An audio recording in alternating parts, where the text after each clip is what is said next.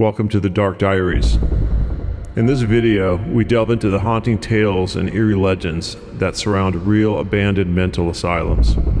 These forgotten institutions stand as eerie relics of a bygone era and are shrouded in a dark history of mental health treatment that often bordered the macabre.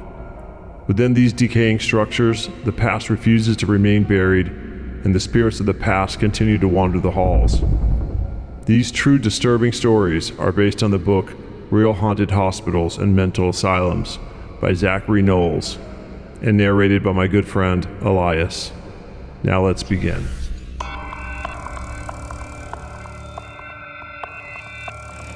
Whittingham Mental Hospital. During the late 19th century, the city of Lancaster, England, grappled with a dilemma. 3 mental asylums were bursting at the seams, unable to accommodate the growing number of mentally ill individuals in the region. In response, the decision was made to construct the Whittingham Mental Hospital, which officially opened its doors in 1873. In a time when mass institutionalization was deemed the prevailing solution for dealing with the mentally ill, the hospital was heralded as a source of pride for the community. The hospital complex was vast, comprising not only the main facility, but also a church, farms, a railway station, a telephone exchange, a post office, reservoirs, and even a brewery.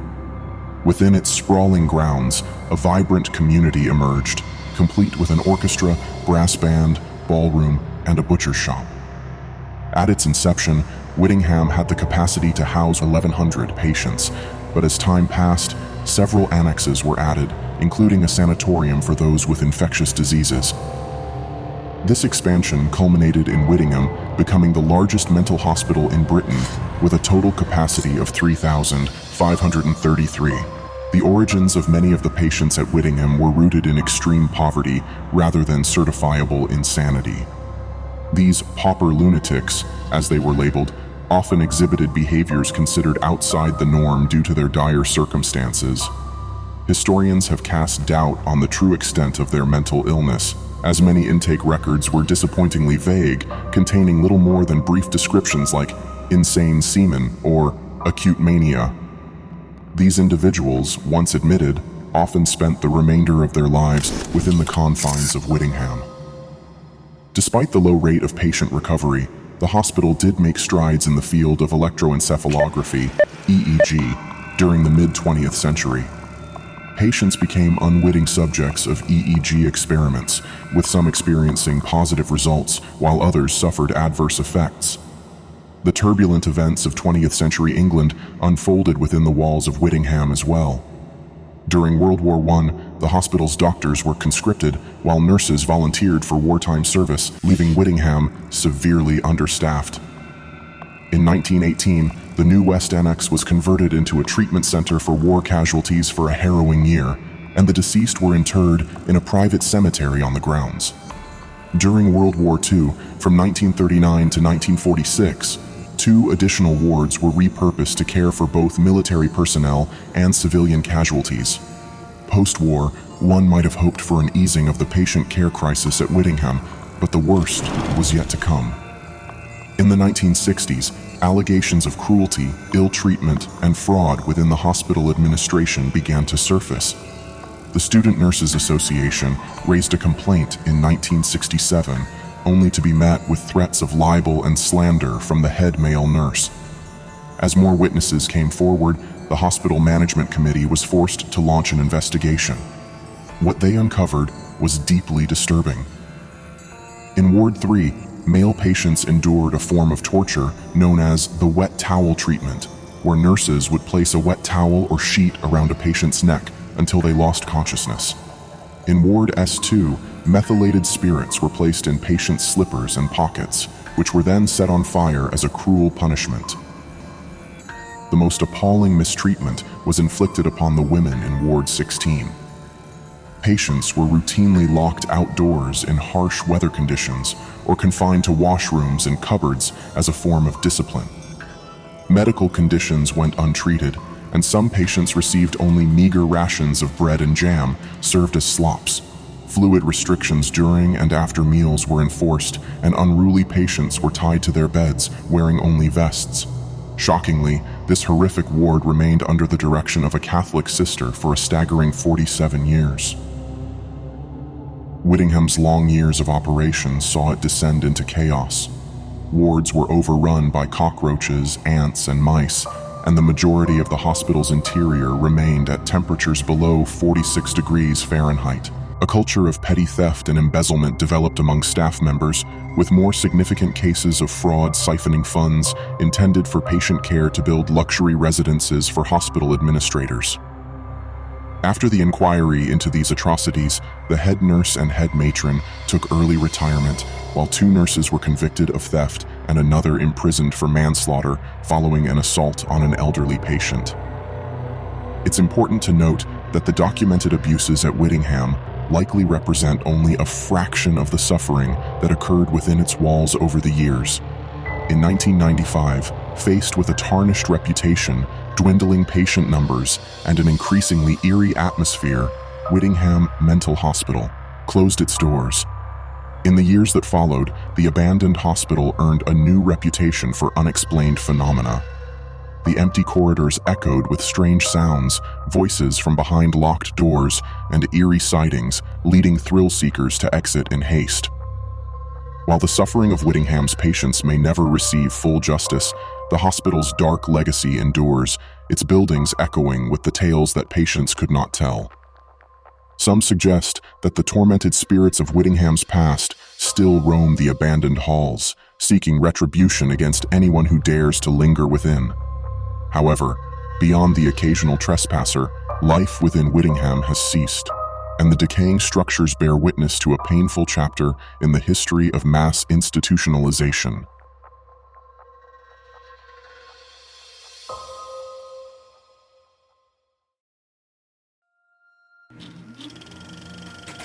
Royal Hope Hospital. In the heart of St. Augustine, Florida, the oldest permanent European settlement in the United States, the annals of history are etched with the struggles and triumphs of a burgeoning nation. In the southern region of the United States, the echoes of many wars have left indelible scars. Amidst this tumultuous backdrop, one institution, Royal Hope, bore witness to some of the darkest chapters. Originally christened as Our Lady of Guadalupe, Royal Hope was established in St. Augustine as a Spanish military hospital, extending its benevolent care to the ailing and wounded from 1784 to 1821. The annals of time bore witness to a devastating fire that razed the hospital to the ground. However, it was promptly resurrected in its original likeness to cater to the wounded during the tumultuous Seminole War.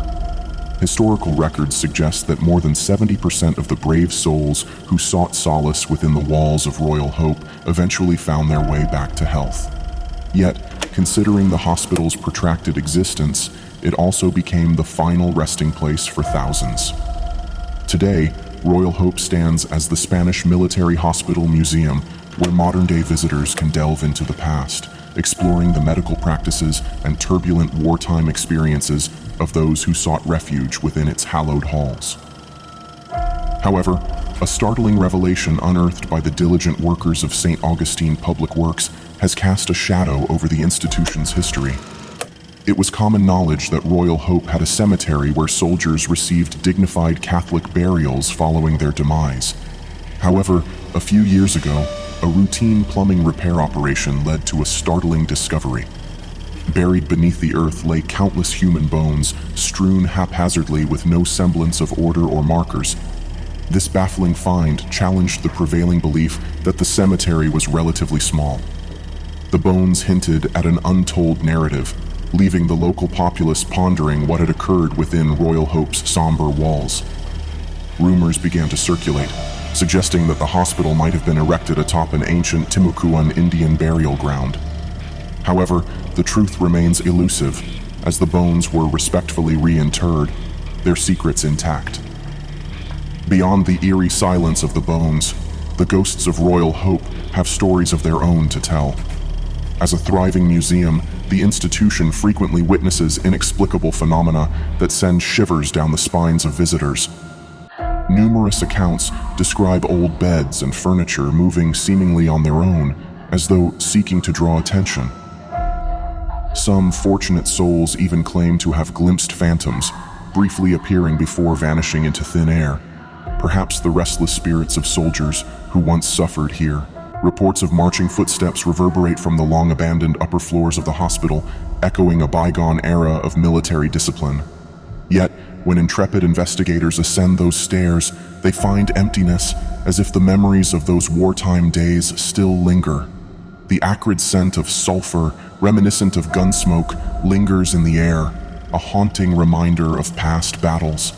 The very walls of the hospital appear to murmur with ghostly echoes of groans and shouts, particularly within the prayer room where soldiers received their last rites, often succumbing to the depths of despair.